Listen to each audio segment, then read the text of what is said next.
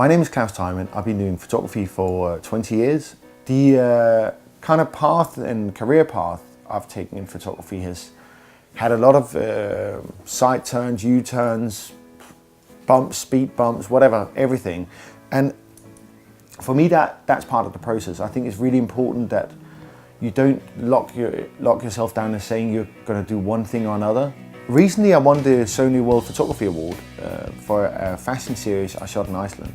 Winning that was, of course, a great honor. It's amazing. It's quite nice to get that reassurance and that pat on the back when you try and do something different within an environment that has a lot of set ways of doing things.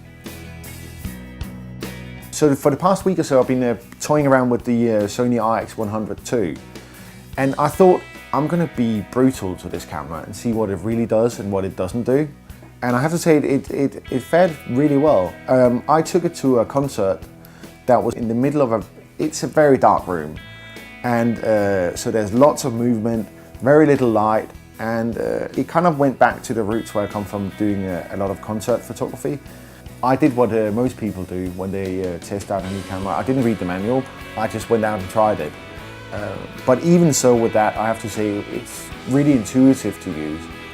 Being me, I am incredibly impatient, like beyond belief. So one of the things you want to have when you have a camera like this, that you see something, you want to shoot it, you want it switched on in 2 seconds. This does it in less. Life hasn't passed, and if you know what I mean, you can actually shoot things you see, and I think that's really good. It's exceptional to use in low light conditions. It's a car-sized lens, and that gives you the option to shoot in really low light conditions. And for me, that was really cool. I think the screen flips 2 ways, and it doesn't actually fold down to 90 degrees on that. But so what I did, I held it upside down and shot like this and got some new angles. What I did, I set up the focus ring, so that's the zoom on the camera. And then you can like really control it very, very finely and create exactly the focus you want.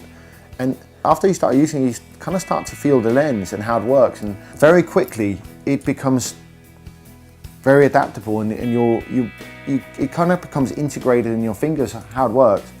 So it's a very complex camera, but you can also set it up in a way where it's really simple to use. One of the things I did really have a good play around with was the panoramic function. The digital spirit level, it also works when you shoot panoramics.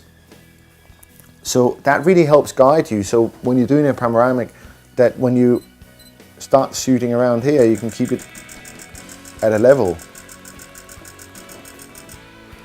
I mean, one could argue you could just put the camera on a tripod rather than doing it handheld, but then my tripod doesn't fit in my pocket.